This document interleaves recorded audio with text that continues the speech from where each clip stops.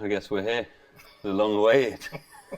Just a conversation with Ginger Joe. Been a few years, mate. For everyone wondering, where the hell are we? We're in the comforts of your own home.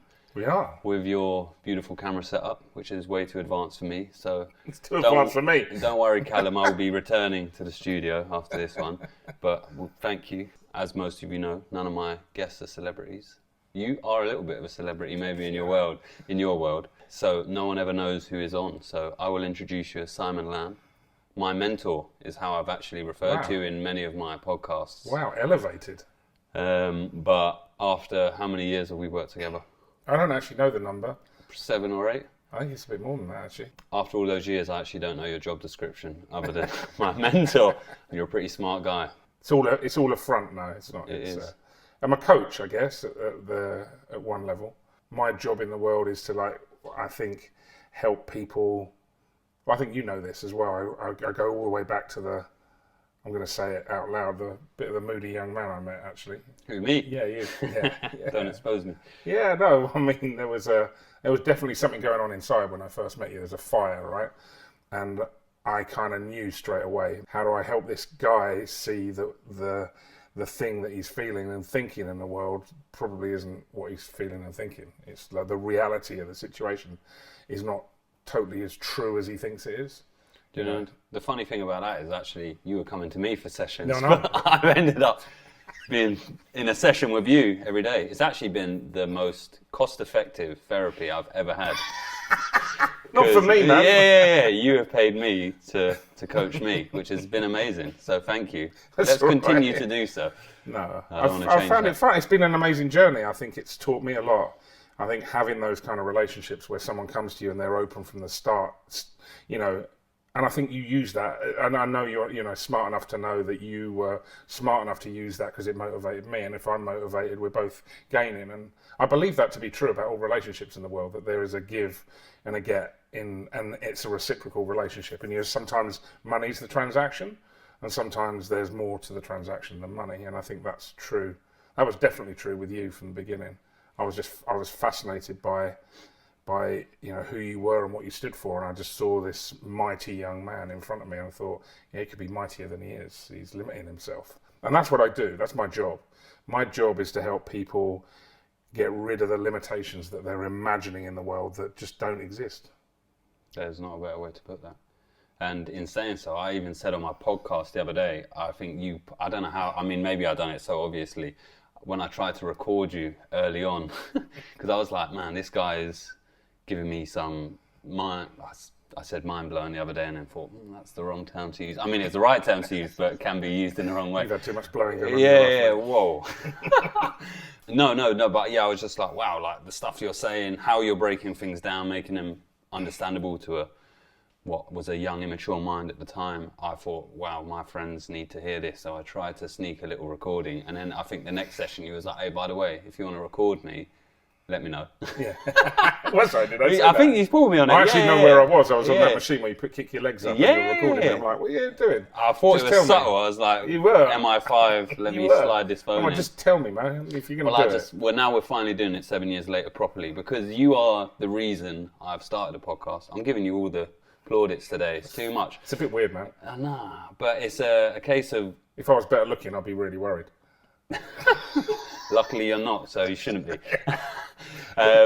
No, it was just a case of, I was like, man, I'm having these sessions with you and we're having these conversations that have changed and evolved my life and made me think in many different ways and again, removed my limitations and made me mentally and physically achieve things. And I thought, wow, if I could somehow put that onto a podcast or onto the screen somehow and allowed other people, my age group, other age groups that connect with me and they could experience it, I thought it would be very valuable. And that is why I started Just a Conversation with Ginger Joe, because I thought... But that's it, man. Yeah. That's it. That's the whole thing. I can't remember what her name was. I think it might be Susan David. She wrote a book called Fierce Conversations. I think that's it. And she wrote this incredible sentence. I remember reading it, and it was, no conversation is ever guaranteed to change anything, but any conversation can. And all it takes is willingness from both sides. I always say that in my work. No will, no change. If you've got the willingness, the openness to go, you know, I might disagree with you sometimes, but I'm willing to be altered by what you're saying. I'm willing to shift my perspective, and I'm willing to go to the point where, you know, I'm willing to be challenged by you, right to the core of who I think I am, in that kind of way. Then your whole perspective on the world can change. And that's, I think it's in the conversation. That's why I think it's smart.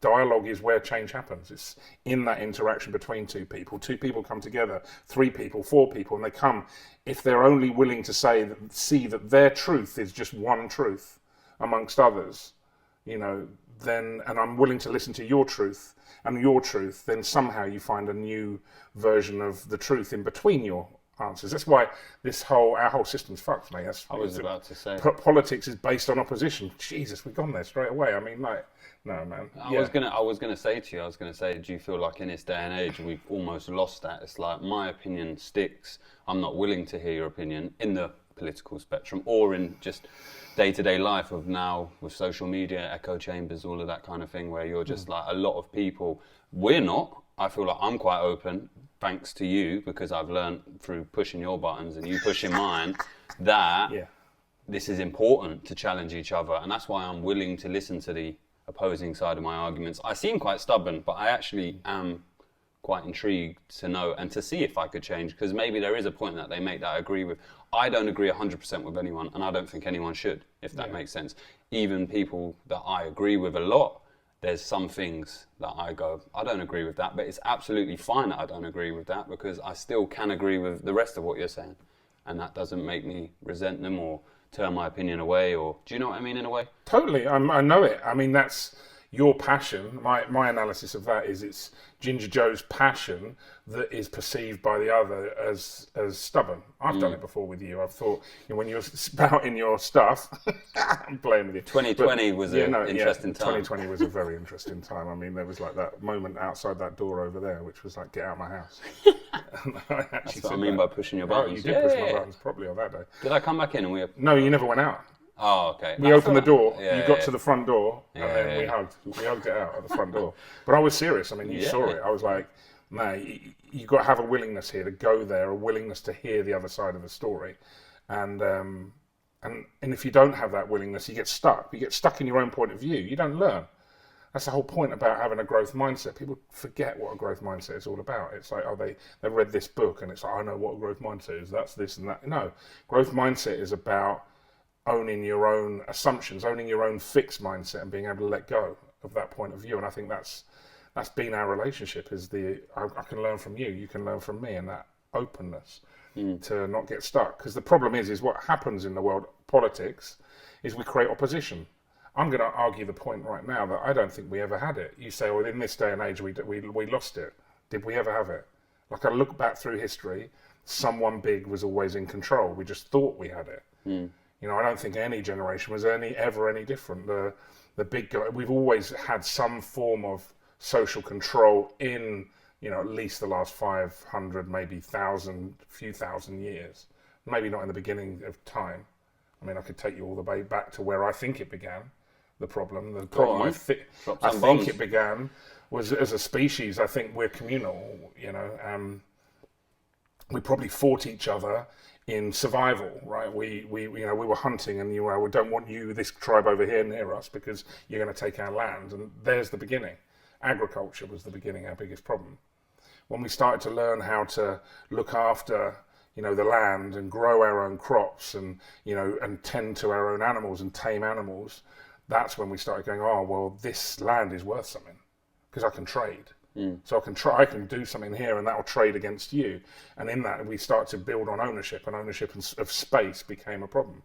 And I think the world's problem started there, because it's becomes me against you. And actually, the truth is that's a lie. That's an illusion. Like, you are actually me. I mean, that's going a bit further. What I was going to, because you know what I do, I make jokes. I was actually going to say, and then normally at this part I'd say, right, and now to your next set of 10 reps on bench press. And that would be the conversation in between exercise. What the fuck?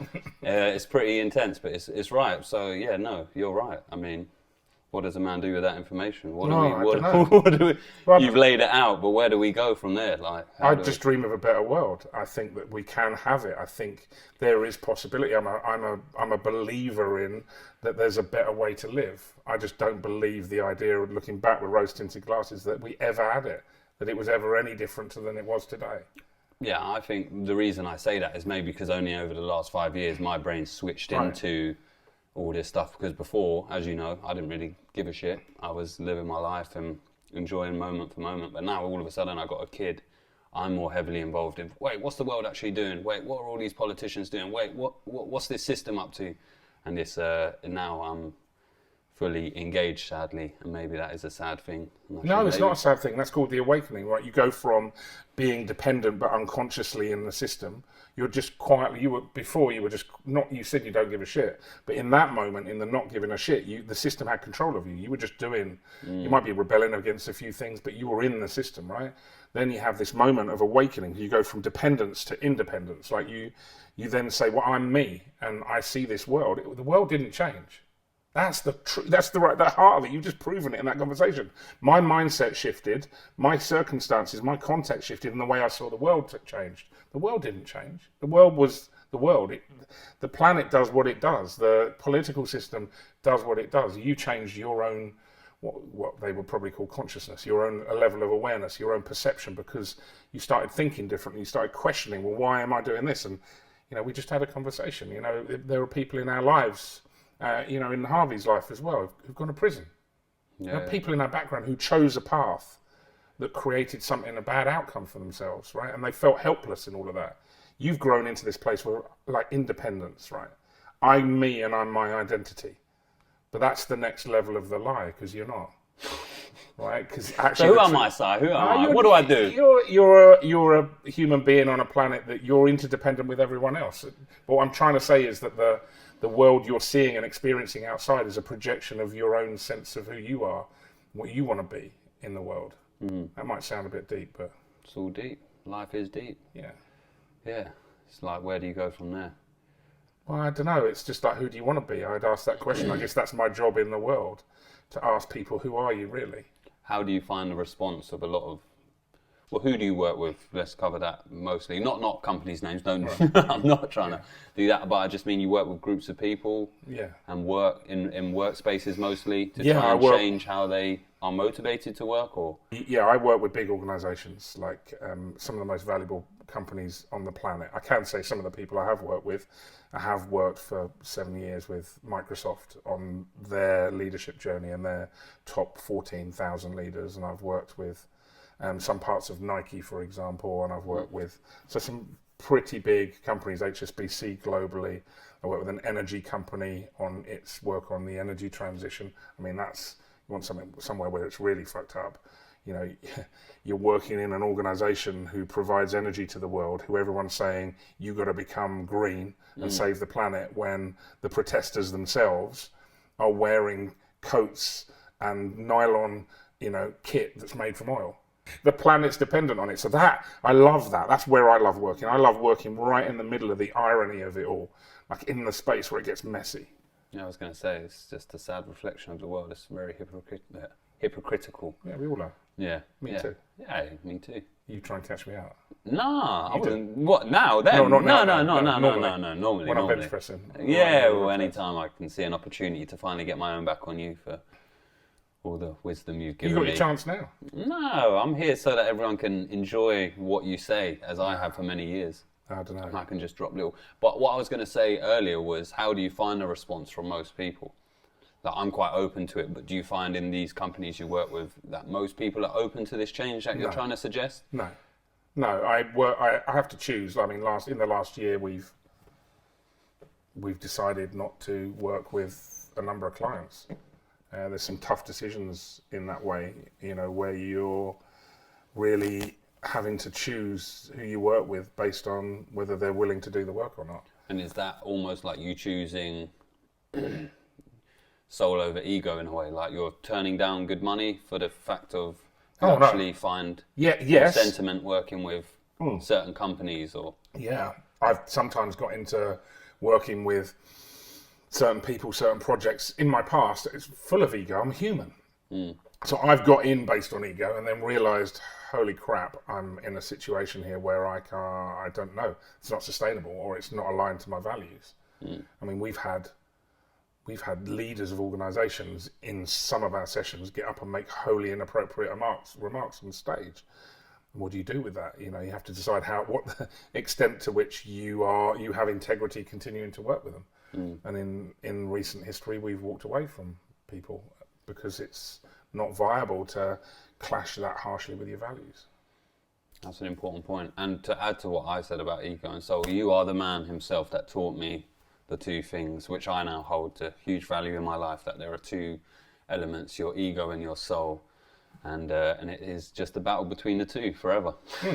Yeah, I mean, they both exist in you at the same time. Your ego is, the way I play it out is like your ego is this kind of your protector. And people see ego as like this thing about arrogance. It's important to have ego, isn't it? Yeah. I mean, you got here because of it. Yeah. I mean, if you think about it, pick for a moment a thing in your life that you regret. What do you regret? You know me, I live with no regrets. Yeah. Oh man. Or you found it was hard at the time. You found hard to accept in your life. I guess there was a moment when I was in America and I'd made a decision. I was at university in America and I'd made a decision that I want to come home. And that was a tough decision because my family wanted me to stay and pursue, and I wanted to come home and pursue something different from what I was experiencing. So in that moment, what was your fear? The fear was, if I stay here... The kind of what I was missing out at home, potentially, like the opportunities that I thought I saw at home. Yeah. So you saw other opportunities and where you were staying. If I stay in this place, then what? Then I will never see the result of those opportunities. Right, exactly. So you're prioritising this over here from this over here. And the fear is that I'm not going to become the person that I'm going to be, right? And because this environment's going to constrain me. But the truth is, if I look at you, no environment's ever constrained you. If you'd stayed, you would have still got a result. Yeah. Right? It was fear that was trying to make you move away and get you back to the opportunity. And the thing was, is that difficult thing that you went through in that moment probably was the best thing. Felt horrible at the time, right? What did you learn from it? Everything.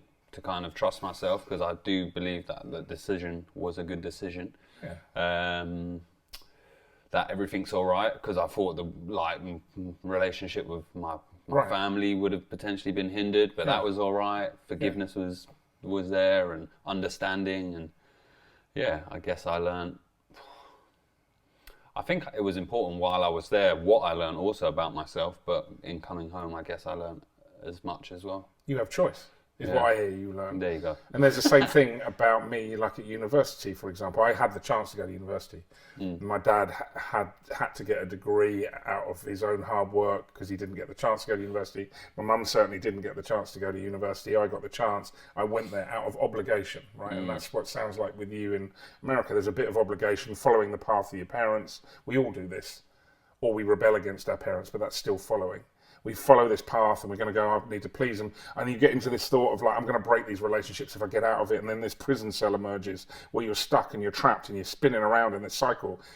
And then when you actually make the choice, you find out all they wanted you to do was be happy. And so we create these like little prison cells. And on the other side of that washing machine at my university, where I remember being up there for Christmas one year and sitting in a room on my own with not enough money to pay for the heating, eating Marmite on toast, because the only thing that Which is a great shout, by the way. Yeah, on a Christmas day, while my parents and everyone else was at home doing their thing.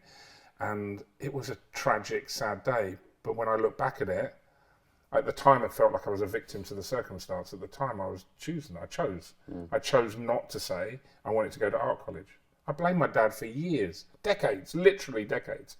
The guy forced me not to go to school. To art school. He forced me to go and do economics and geography. He didn't. Yeah. It was my fear. I imagined what he was going to say. And that's what I'm talking about, the reality. In America, you created a false reality. It's not real. None of what we experience in the world really, at some level, is real. It's our brain interpreting it. I think it's all our brain, really, isn't it? Yeah. Damn. There you go. Welcome, people. This is Simon Lamb. This is what we do. Yes, I mean, I think your skill, how do you get what you do? This is why I'm here, to bring you to the people of all 300 people listening, but how do you get what you do on a bigger scale? Because if we're looking, say we just keep using government as an example, because they are probably the most powerful and influential without us having that choice in our lives, how do we get them to kind of be exposed to what you're doing, and or someone of leadership with a mindset like yourself that's way more open for the, because I wouldn't really trust a world leader at the moment, and unless he was kind of coming across as vulnerable and as open and kind of... Yeah, but they're a product of the system too. How do you get to change all of that? You start with yourself. Oh, that's always going to be the answer, though, I think. Go on. Yeah, I mean, we spend our lives thinking that we know better, or that we're trying to alter the world out there. Perfect example of that is, it goes to my classic story of, Harvey's brother, Tom.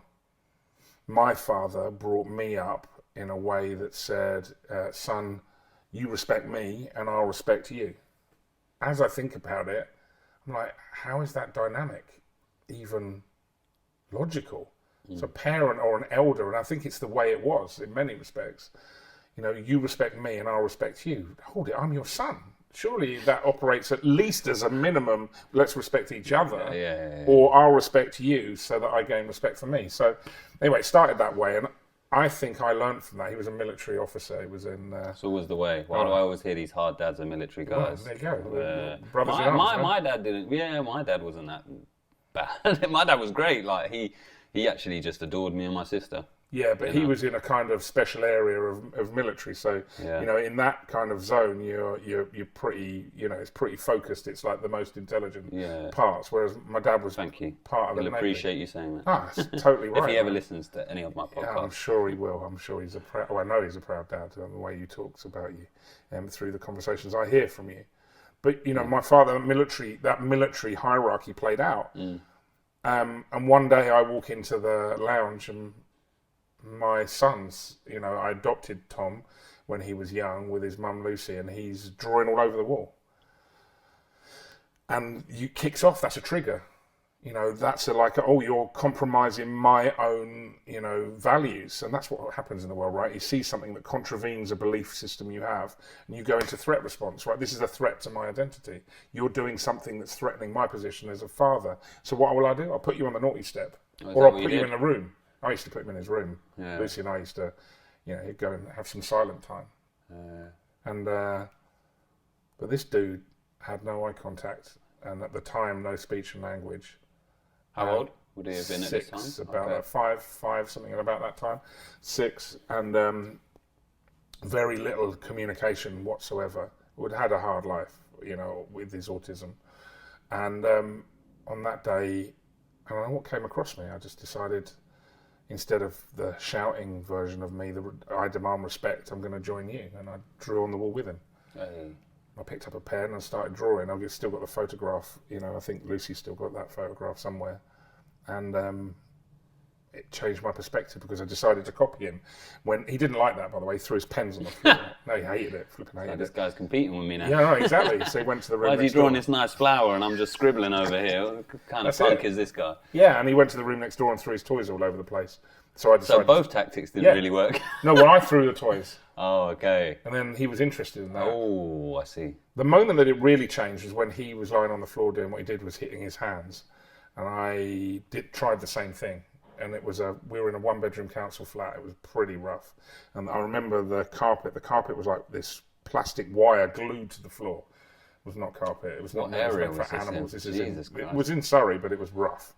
And it was mad. And Simon's doing better for himself nowadays, let's just say. Carry on. I'm glad. It was a seminal moment. One of those moments that was a change in my life. Like that moment from America. I know you play it down a little bit. Yeah. But it was a moment. And when I hurt myself. And when I hurt myself and screamed out, he looked at me in the eye. That was the first eye contact he had ever made. From that day onwards, we made a connection and things changed. But the lesson in there is we don't change this system by changing the system and fighting them and protesting on the streets. I'm not saying protest isn't important. It is a vitally important part of our process. But the real change starts by changing you and the kids. it's sad because with the protest style of things, it's like you feel like you're getting your voice across, so you feel better for it. But sadly, the actual change off the back of protest is not that powerful. Not to discredit. Greater resistance. Yeah, and then where there's one resistance, there's the other side, I guess, and kind of pushes them to push back even more. And now you're in this cycle. It's called emotional physics. Tell us more. Well, you heard this, like every force, physical force that's created in the world is met with an equal and opposite force. You've heard of that rule before I in think science. most people should have. That was the one thing I listened to in science. There you go, you did. So most people will learn that lesson. Now, I believe that exists in emotion. So you create one side of something, you then create an opposite and equal force in the opposite direction. So let's say you're playing out and you're triggered in a situation to like the power of responsibility. This person's irresponsible. I'm going to step in and be responsible. The responsible, passionate Joe that you are. I do that a lot. Yeah, I know. And what happens often when you take that higher ground to the other person? They rebel against it. Right, they either fight you or they give up and get irresponsible even more. Yeah. And they're like, fuck you, I'm going to do the opposite of what you want me to do. Because you're leaning in, you're going in with the fight. And protest is needed to bring awareness, I truly believe that. But in the opposition creates separation. And you look at that in all things from race to gender issues to political issues to in your house. Just think of the moments when your partner or a loved one or a family member has gone in and you've gone for the fight. You go towards each other, but emotionally you go away. And in those moments you don't give, you hold on. But the truth is that you're fighting for one part of the polarity, one part of your belief, and you're defending it with your life or walking away from it. And that creates separation in relationships. Doesn't mean you're not seeking to understand. I think I need to learn that myself. I like to think I'm a little, because I have people like yourself and you've taught me this over the years, I'm a little more closer to what you just said, but I still myself have an opinion and I'm very stubborn with it sometimes. In particular, my sister, she'll be watching this as always. We seem to clash on stuff that actually doesn't really matter because our core values are always the same, but we always find these points of argument because of maybe certain views on certain things. And I think it's a case of no longer understanding each other's point, but who's right and being right and proving right, whereas being more open and actually what you've just said of going, okay, finding a medium, and what you even said earlier, finding a medium of there's two truths and probably somewhere in the middle is the actual truth. Right. Somewhere in between the polarity. And oftentimes the hardest part is that when you've got a point of view, you put the other person in the polarity even when they're not. The amount of arguments we've had and you go, because you disagree with me, you are on the opposite side. That isn't true. Like the amount of times politically, like in COVID, right? You said something and I'm like, jail card sort is of that thing. right? Like, no, you always just go, hey, I'm not against you, but I'm just like playing devil's advocate. Or well, I think sometimes it's like, just because I disagree with you on some of you were going to say something as well. Some of the philosophical things that you think about doesn't mean I'm opposed to your point of view. I can be near you, but not. But you creating me over there, and that's what happens with brothers and sisters. That's what I was going to say. Is you and your sister at some level you say it doesn't matter. Yeah. Can you teach me why it does matter? Because this is the one thing in my head. Like Holly's like, why does it matter to you so much? Yeah, because you're in competition as children. When you grow up, you're playing for attention. You want it's based on love and food and survival, all the basic things. When you're a kid, before your prefrontal cortex, the executive function of your brain is developed, which in boys is not until they're about in their early 20s. Girls is early. I know, we know that. We excuse you for it. I give you space, my brother. Like we'll grow it. We'll nurture it. But this is the problem. So what you're doing when you're younger is you're perceiving threat from your sister for the attention that your parents are giving, or not attention, or the food that you're getting. I used to it was. I don't know if you had this. I was back in the day. Angel Delight. The cake. No, it was like a mixture. You mix it up. It was like a powder. And you mix it with milk, and then it sets into this mousse. It was like a homemade mousse for poor people. Like when I was young, it was like. I'm gonna say you're like 63 years old, so. Check it. Early 50s, mate. I am a lot older. Anyway, this thing called Angel Delight. Yeah. Angel Delight. Sorry, right. I feel like the name is really ringing a bell. Yeah, go look it up. It's proper retro. You've got to buy some. Probably can buy it on Still eBay now, from 1983. probably Someone's got a packet toxic somewhere. as hell. Sure. That's that person that ate that Mars bar. Did you hear about this? No. It was like from 84, and someone had kept a whole Mars bar. They ate it and like were really ill. I was like, really? They survived? Yeah. They done all right then. They did survive. They did. But They Angel probably- Delight, yeah, I've got to sorry, get this one sorry. out because this is proper, like, triggered me. My mum would make this stuff up, and when she would pour it into the 2 bowls, I would be, like, detecting, like, down to the millimetre. And people must be relating to this as I'm speaking about it. Like, down to the freaking millimetre, it had to be exact. Yeah. Otherwise, it was I feel unfair. like people are like that with their like pouring a glass of wine. They're There you like, go. wait, who's got the bigger glass? There you go. Me and Holly do it with cake. We There you always go. say, if you break like a flapjack, it's like, well, it's like a thing. I'll be like, I'm giving you the bigger side today. But in truth, Generous mine's me. got more chocolate No, on you it. have. You see, that's it. It's all a front to really going, actually, I've got the bigger benefit, but I'm going to sell this to you. Yeah. But that comes from brother and sisterly thing. And if you get serious about it, you know, parents, it feels like there's a favourite, right, at some level, or it feels like I get more attention. I want attention. Your basic human needs when you're younger, before your prefrontal cortex, were, number 1, survival, physical and psychological safety. I want to feel safe in my environment. That's the number 1 thing we go for. That's a human need, basic human need. Second thing, do I have a roof over my head? Am I going to eat tonight? And of course that goes away in large parts of our world, but there are many people, and I have to say I'm lucky. It's a weird thing to say. I'm lucky to have experienced a level of nothingness in terms of having no money, going to the cash point and not, you know, being able to get money out and being so overdrawn and not having enough money in the world, because it taught me so much. But that's the first level. The second level is love and belonging, right? And, you know, am I loved? We're communal beings, you know, am I cared for? You know, do I receive the sense of belonging in my family? Do I actually belong here? And you'll fight for that, literally fight for that. And then the next level is self-esteem. And we grow. They're the adult stages of development. You start, child cries, why? Why does a child cry? Baby. For a simple thing. You've been through this, yeah. Simple things like what? Nappy changed, Yeah. hungry. Yeah. Hungry is mainly Yes. tired, Yes. or maybe unwell. Yeah. Another one? I'm a terrible father. I've only got 4. Touch. Touch. Oh, okay. Touch. Appreciate your touch. Yeah, I mean that's one of the things. Yeah, Therapists have talked to you about this. Like, you know, do this to yourself when you're feeling. This is a weird thing to do, but do this to yourself if you're feeling stressed, or this. You know, a lot of therapists will do it because it feels like it You've takes been you my back therapist. You've never asked me to do that. well, This guy doesn't want me to do well in this world. No, it'd be weird doing that in front of him. We can see you to touch your face, but there is therapy techniques that get you to go back to those early touches. Touch. They scream for all of those things. Next stage of development, they start to get into this kind of understanding of my relationship between people, belonging. Yeah. So you go from I'm surviving here, I've got enough of that, I now need to know I belong, and do I have love? And so that becomes the next zone of competition, and that is what you're fighting for as a child. You know, have I got enough? Am I now not just fighting for the food like little egrets, you know, as the parents are feeding them? I'm now fighting for love and attention to make sure, and then the next level is feeling good about myself. You know, connecting with myself and realizing myself. And then the next stage is what they call, you know, Maslow's hierarchy called self-actualization. The stages aren't linear, but the needs are still there. And that's what's going on with your sister and you. It was a survival thing. And ultimately... So I'm right, basically. Is what No, you're both right.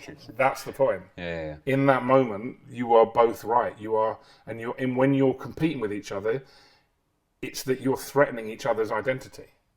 At a core. I'm not making any sense. You are. I hope everyone's got a notepad and pen down, because you're giving free source right now. It's great. And if we can get out of that loop and understand that she has a need that she's trying to get met, and you have a need that's trying to get met, and you actually are able to name the need, oftentimes you can both have your needs met, and that's what we forget.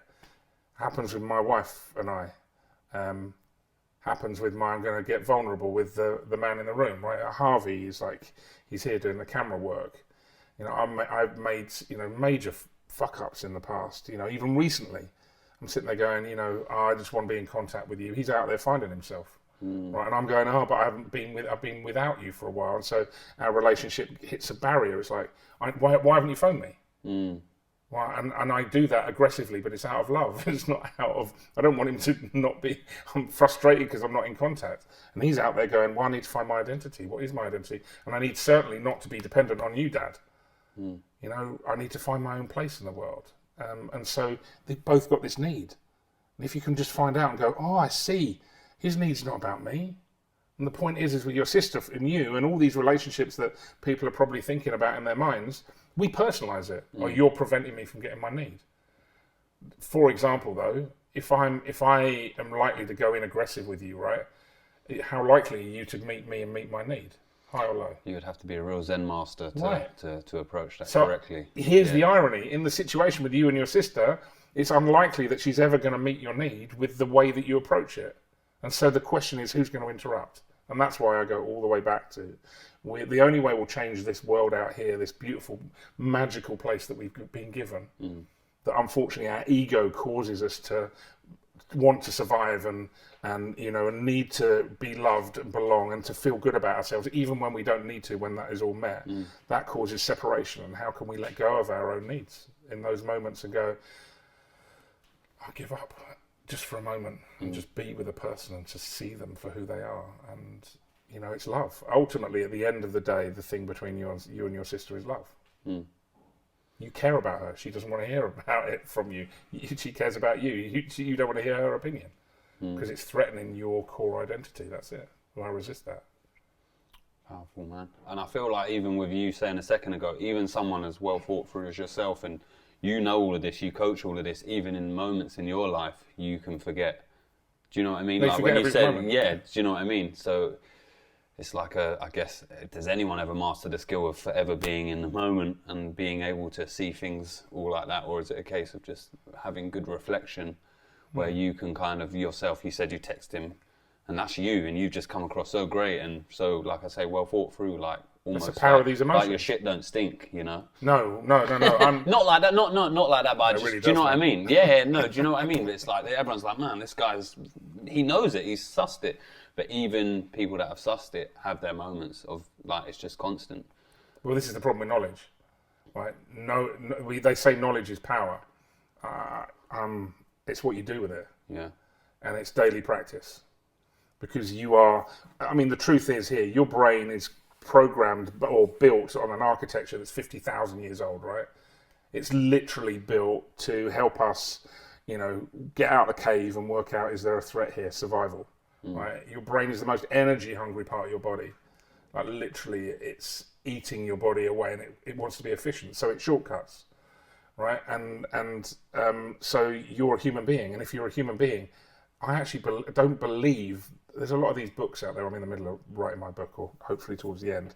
There are all these books out there that write it like as if they found this enlightenment. Enlightenment, if you go to the East and you speak to those dudes who are in those temples, it's daily discipline. It is literally getting up and trying to create space for that ego because it exists. So it's every day you have to practice it, every day. It's relentless, man. Yeah, it is. But it's a better life. Life becomes, if you become aware of this stuff, people are probably thinking, well, that sounds like life's tough, I'd rather be ignorant. Some days I say that. Some days I defer my coachy self and shout a bit. But other days, life's harder, being more aware of your impact in the world, but it's more fulfilling. And I'd rather have the fulfillment. Definitely, man. And I guess it all comes back to the balance. Like you can sway off one way, but bring it back.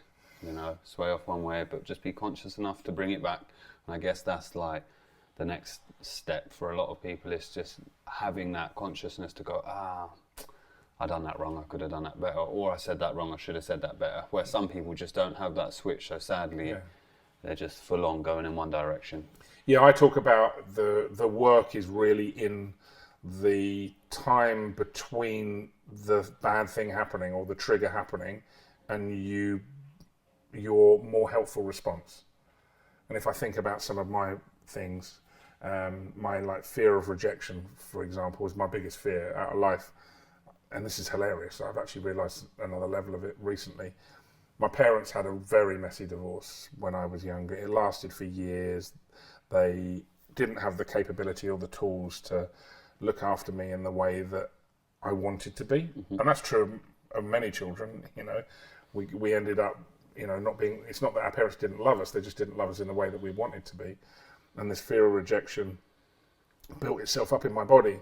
And I would get triggered by it, and that would set me off, and sometimes for weeks, if not months, of worry and disturbance in my body. And And now I catch myself in the moment, and it can be 5 minutes, 10 minutes between the thing happening in my body and me being back to the reality of the truth. Because if I get to the truth of it, this big narrative in my life, and everyone who's listening has these narratives, the patterns that happen to them, they are landed in a story of our own life or the parents before us. They passed us on. They passed these stories on. And I realised recently this fear of rejection. My parents divorced. I was abandoned at some level in my life. They didn't reject me. They separated. They rejected each other. I was like, holy crap. They split up from each other. But I somehow, and this is what I said to you earlier, I made it personal. I made it about me. And so I had this big fear of rejection. People are going to leave me. They never left me. They never stopped loving me. They loved me all the way through. Did they love me in the way I wanted them to? Did they behave in a way that I wanted them to? No. But that doesn't mean they didn't. Does that make sense? Of course. And I think, like, as you're saying that, I'm thinking in my own head, because my parents were divorced also, and I guess I get that sort of, oh, how has this affected me and how I am now? I've got a kid, I'm in a relationship, and I know that shall go well for forever and ever. And it's just kind of like understanding both my parents' part in it. You know, I won't go into the details of it all, but I guess it's just that what you've said almost there. See, even now you're coaching me very well, and it's just like I took some of maybe one of my parents' actions personal, but I've also sat back from it and said, I actually understand as an adult, things aren't straightforward. People fall out of love, they find love elsewhere, etc. And it's almost like, what is the fine line between someone, I wouldn't want to say like living their life selfishly, but living their life for what they see is good for them. But sometimes when you've got kids, it comes at a cost to your kids. Yeah, Does that make sense? Yeah, there's the greatest poem, one of the greatest poems I like is by Larkin, and it's like, it starts with your parents, they fuck you up, they do. Right, and it starts with that, and it's like, well, it is, and they give you all the good bits, but the nasty bits too, right? But they're important. Yeah, but they are, but often we look at life. I mean, this is another point. We look at life as good or bad, and actually, if I look at my life and the bad things that happen to me, and I do this with thousands of people, literally thousands, you actually can reframe where do you have most learning in your life? No, all the bad things. Well, the bad things, right? They cause the inflection point. It's not that you want to go through them again, or that I'm not excusing bad behaviours by people who did things. But in the moment when you're interpreting this as the worst moment in your life, and when you look back on it, it becomes an inflection point. And so it's like, wow, what's that all about then? The moments, so we spend our life, I have this problem in coaching is everyone, I go to them and I talk to them and I ask them, what do you want? And they're like, oh, harmony. And I'm like, right, so you want this white life of like no tension, no stress, no strain. I mean, you get me now my mind's going onto AI, right? It's just like this whole... Come back to that later. That's a whole... Carry on with what you were saying. No, but we're becoming lazy. Yeah. We want to shortcut things, right? These true dialogues are the places where change happens, not by pressing a button and asking some ChatGPT. I've never used it, just going to say. I do. I use it as a coach. Because of my ADHD, lazy, it helps me. Maybe I'm, but I use it as a coach. Maybe I'm coaching you right now. Maybe you need to stop using ChatGPT. Yeah, I'm using it less. And start using the Chinese version instead. But exactly. No, well, I've had to play with that. It's they're all as bad as each other, man. But it helps me structure things. It helps my ADHD brain. I think using AI to help me organise my life is a better thing than helping me not go through the struggle. That's what I mean. The struggle is where it is. Yeah, the struggle is where it is in life. That's where the learning is. So why would you want harmony when the most learning comes from the struggle? Now, I'm not saying but I am saying bring it on. Two things off the back of every time you're talking, I'm like, I've got a question now, or I'm going to say something, and then you say something else. I'm like, fuck, now I want to talk about that. ChatGPT, ADHD, that's what you said. Does everyone have a form of ADHD, do you feel? In this day and age, it's such a common word. It's like, I've got ADHD, and it's like, do some people just use it as a cop-out? But some, actually, I believe, I was heavily dyslexic in school. I say to people, I don't think ADHD is a problem. Or ADD, I think it's just you haven't found what you're passionate about yet, if that were to make sense. Not like a problem like that. I don't think it's like when people say, oh, this kid won't listen in school, they've got ADHD. Actually, they're just probably not that interested in maths and science, but if you gave them and showed them something they were interested and passionate about, you would find a focus in them. They wouldn't be so distracted. Or am I just talking shit? No, you're not talking shit. I want to separate a few things out. First thing is... and I had another point, and I'll remember. That's all right. You'll come back to it. My first thing is I'm not a clinician. Right? So well, none of us are. Let's be clear on that. Yeah. So we need that's a clinical question you ask. Your opinion. But my layman's, my day-to-day human being's opinion, as diagnosed with ADD, is a few problems in what you said. So one of the things you said was perhaps they're just not interested in the subject. Or have someone giving it to them with passion. There you go. Well, it's not even the passion. But maybe making it exciting in a way. Accessible. Yeah. So I have better term. Brought up 2 children in my life who have a challenge with accessing the curriculum. Mm-hmm. That's the critical part, is can they access it? And then the question is what's in the way of them accessing it? And the problem I have is that the system points the finger at the individual, the person, the student, and says, you have a disorder. And all of that, I get quite angry about this, all of the measurement goes into measuring them on what they don't do or what they do that's not, inverted commas, normal, instead of what they can do and how they need to be treated. And this is why Ethan's in such a great school at the moment, my youngest at 13. He's in a school where they say they have an approach which is all about what can he do and how is what he's got a superpower. How is that an enabler for him? And if you present things in a certain way, like with Ethan visually or numerically, I mean, we have a dude in the room here again. I think Harvey's behind the cameras again. The funniest moment I had in the last week, or most interesting or touching moment maybe I had in the last week, was my father, my dad, who I've rebuilt a relationship with. I have a very different relationship now with him. He said the most beautiful thing that I think I ever heard was listening to Harvey, your son's version of the world, because of mathematics. He sees more than the dimensions he sees the world in a way that we don't see it. He sees it through mathematics. And mathematics is a language, right? That's what kids aren't taught. If we can get you to access this, it's a way of describing the world. That's what maths does, but we don't. We do it as a test, and it turns out to be a fucking competition. And it's not. It's a way of translating meaning in life. And so we introduce the whole education system, in my mind, is based on Victorian flipping principles. 100%. It's not based on... So going back to the ADHD thing, I believe that we just didn't in the past diagnose neurodiversity. We didn't have the tools to be able to spot it. And now we've created a label. We're now diagnosing something to people that always existed. I mean, there are so many people I know who are saying, if I went through the test, I can see it. Yeah. Loads of people say that now. Yeah, that's why I kind of brought up. It seems so relevant and such a topic nowadays. But I will agree with what you said. I think it's a superpower. I heard on another podcast the other day from a guy, Eric Weinstein, and he said it's a superpower because it's almost like you can switch off from the system. Yeah. So kids with neurodiverse ways of thinking, or myself with like dyslexia, because you don't tune in to the almost, I don't want to say the brainwashing, but you sit in that classroom in front of the teacher, in front of the board for 6 hours a day, 5 days a week, when actually you're at your peak of energy and wanting to explore and understand. And it's like most kids will sadly go into the cycle, whereas someone, maybe myself or someone else, will be like, and then their brain doesn't quite engage, which is a great thing, I would say. I think the more successful people in life you'll always find that they have some sort of quirk to them. Yeah, that means they don't quite tune into the which means they don't fit. System. Yeah. But the problem is when they were younger, and that's sometimes, I have a question on that because I meet a lot of those people when I'm working with executives. The C-suite, the CEOs of the planet, these executive people, they're pretty rare beings, and they've got to their place. Yeah. Right. How do you get there? Many of them through a lot of dysfunction, that they've got a painful narrative in their past. You see these successful people, and often the drive comes from a very limiting belief that has driven them on. I have to achieve in order to get recognition, to be seen in the world.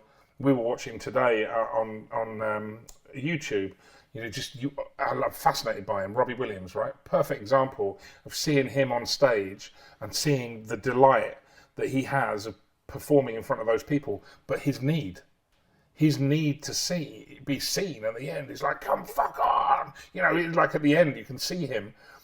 Have you But watched when he his, hasn't got have you that- watched his documentary? No, I haven't watched it. Apparently it's really It good. is very good. You should Yeah. watch it. Sorry to cut you No, short there. I'm into it. And I remembered what I was going to say earlier, but it's completely off topic now. Go for it. It was when you were saying about people's hardship in their life. We're going to swirl around everywhere.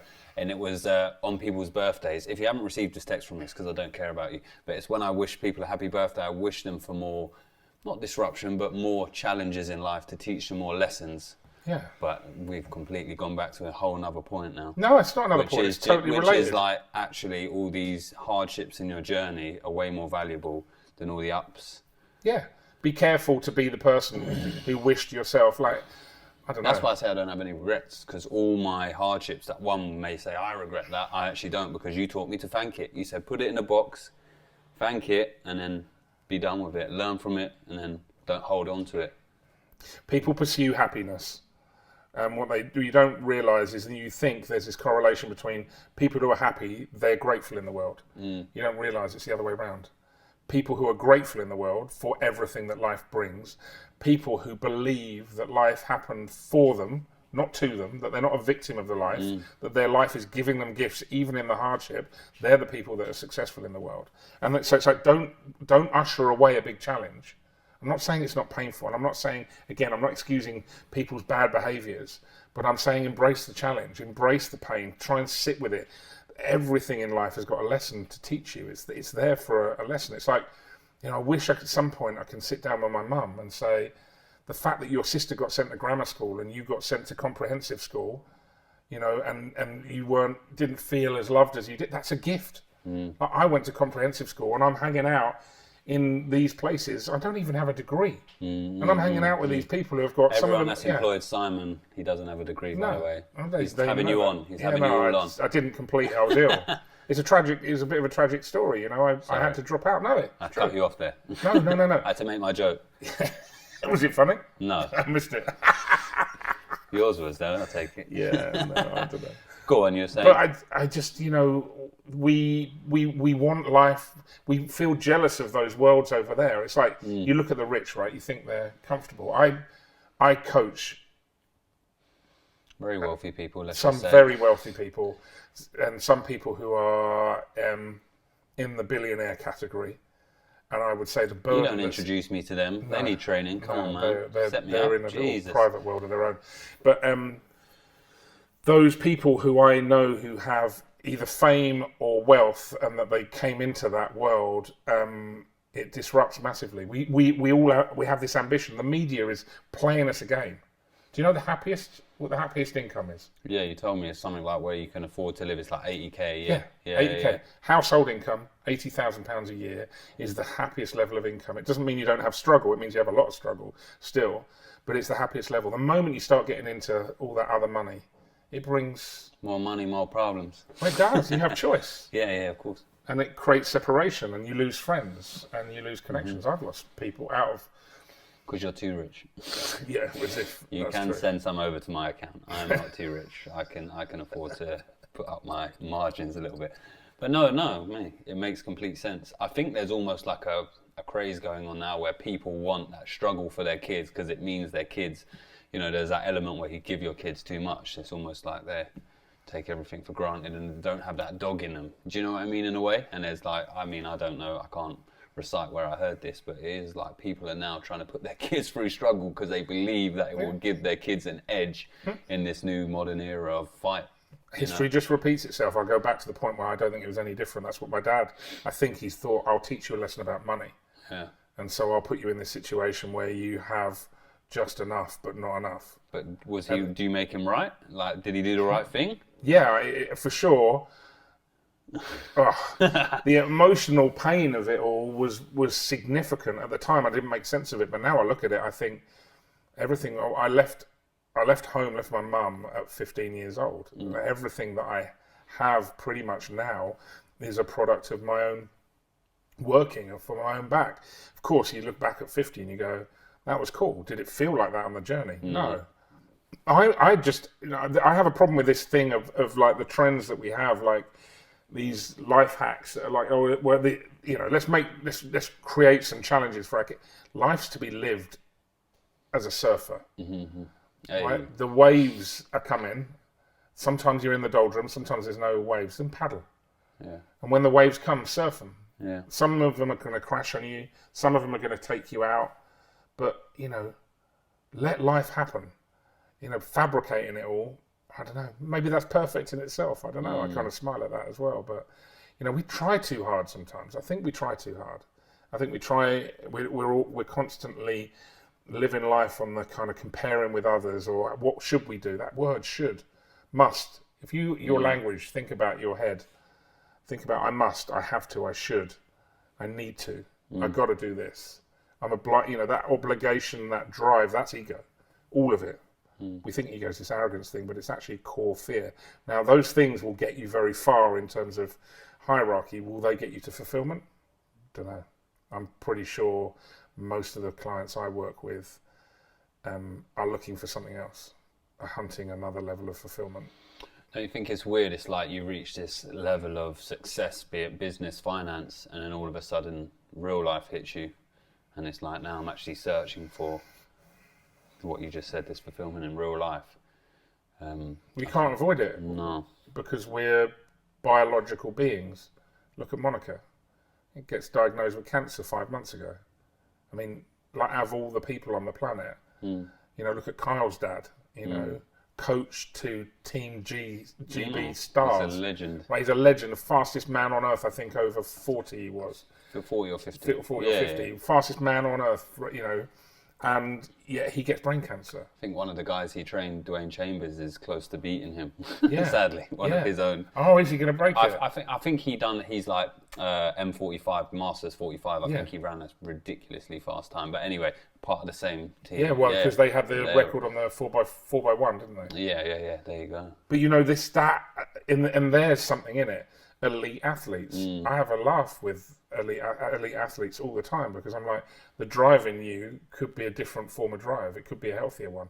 And at that moment, Kyle sat down with my wife, Monica, and said, there's one difference between me as a professional Team GB athlete and you as an amateur. I rest and recover.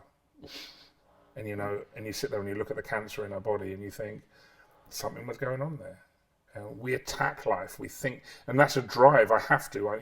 My dad said something. Oh no, not my dad. Best friend Michael. You met Michael, right? Now that guy's guru level body work stuff, right? Yeah. He's out there in the world, and he said something really interesting the other day. In your exercise, you're either running towards something or you're running away from something. In your stillness, in your meditative practice, you're either being still, in fear of something, or in towards love in something. Our emotions, motion, they have movement. Your exercise, what's it serving? You've been through that journey. You can get motivated by I have to be something. And when you have that I have to, what happens? I normally get injured. Right. There you go. Yeah. So ego causes you to damage yourself, but you're thinking, right, what were you loving? What was giving you the vibe at the time? What kept you going? The idea of success. Right. The idea of success. But what's your reframe on that idea of success? What's success look like now, today, the other side of injury? Just being able to taking the simple things for granted, being able to train. Right. Even to walk. Yeah. Oh, mate, to sit on the toilet. Right. To be crude. Yeah, to sit on the loo. And I sit there and I watch the little video of you, the reel the other day of you doing your Everyone has brought this up. Oh, the recovery. I thought you were talking about the Twisted video. Oh, no, the Twisted video. I saw that. Yeah. I saw that. Well, that's the suffering. I thought that was impactful. Brought a tear to my eye. But the next, if you carry on and stick with that reel, you get to the recovery exercises. And I'm sitting there going, Joe's not leaping around showing the big, man. It's like, actually, no, the big man is the man who's willing to go, no, I'll stop, because in order to create the sustainable version of me, the version of me that when I'm 55 can still do what I want to do, means I've got to give something up here, or perceivably give something up.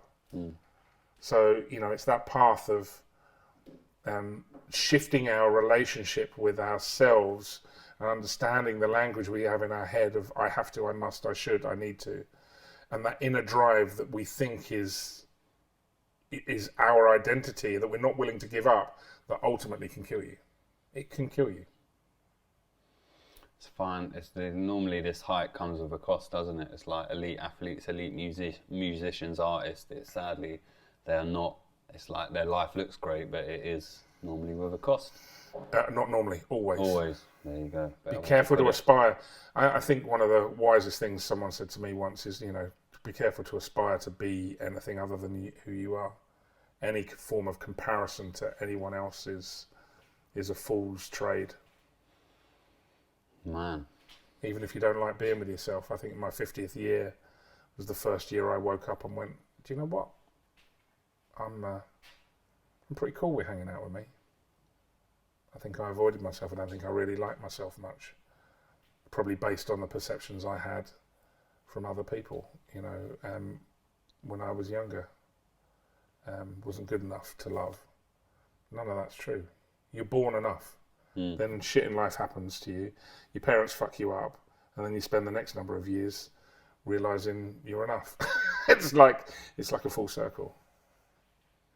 Can you ever come out of that loop again? So like you seem like you're in a good space. You've said what you've said. And then the doubt will kick back in. Yeah. And it's just like. But the cycles are shorter. That's a great way of putting it. So that's what I'm here to do. I'm here to help people wake up to the reality of the way their brains work, the way their bodies work, and help them recover quicker from the down cycle. How do we have the tools? And there are tools. You can do it. The brilliant thing about the human brain is it is neuroplastic, is that you are able to rewire your brain, literally rewire it. But it doesn't just take awareness. It doesn't just take good intention and setting that, that New Year's resolution. It takes flipping discipline, hard work. Discipline's my favourite word, man, because it's there when you're not motivated. Yeah. It's just there always. It is setting these things in place and you following them regardless. Yeah, but the thing for you, I think, is the question I would have for you is your discipline. It needs to include the value of sustainability, not the value, just the value of achievement. I know you are. I'm just challenging you a bit. Hey, you highlighted it there. If discipline is based wholly around achievement, then the discipline will drive you to do things that won't be sustainable. So you need to make sure that you have the right value set and keep monitoring yourself. Is what I'm choosing to do today, healthy and sustainable. But if we didn't have those human beings that were willing to do that, would we ever understand the capabilities of humans? Do you know what I mean? It's like totally. I'm up for it. Break the boundaries. I'm not even for saying live a life where you're taking the edge off. I'm saying embrace the hardness, but be fucking aware and learn from it. It's the mindset to say I'm willing to learn. Alongside both at the same time. It's like you can have this person that's like, the learner, but without the edge. Well, you're not going to learn anything. Yeah. You've got to be fearless and open to the fact that it's just fear.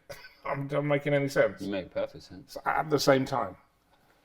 So for anyone like kind of watching, and you've said so many sound bites, by the way. I'm going to seem like a genius. None of this comes from me. It's all Sam and Am.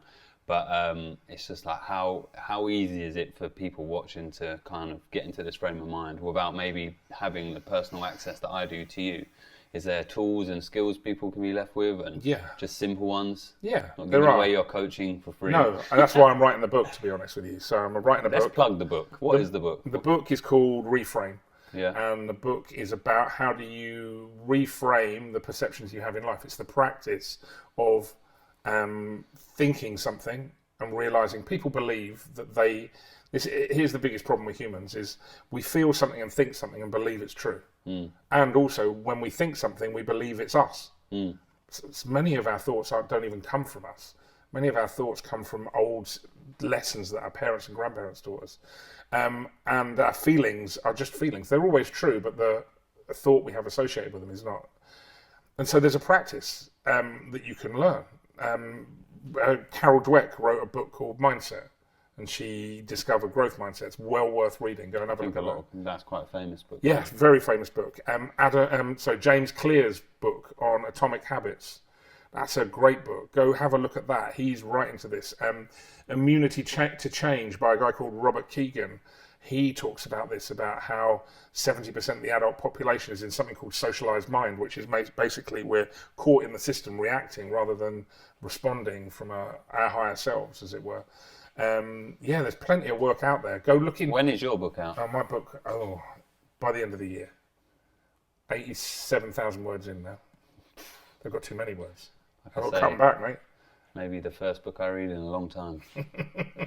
Not that I need to, you know. I'm sitting on my enlightened cloud. Oh, bless you. We've all got to learn. That's the point. Is I think we might reach enlightenment after we die. I'm not sure, or on our deathbed. That's always the worst way to do it, isn't it? It's like, I'm dying now. I finally realise.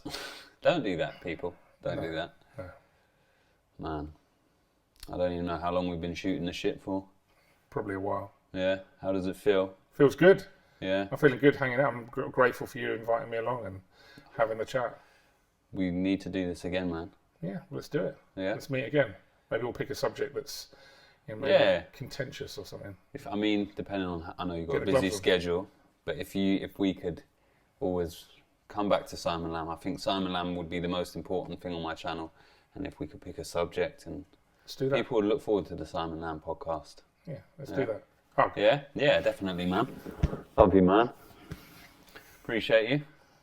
Thank you. Thank you all for watching. Like and subscribe. That's the first time I've said that. So please do that. I feel like this podcast is worth that. So yeah, if you haven't learned anything from this, you're probably not going to learn anything.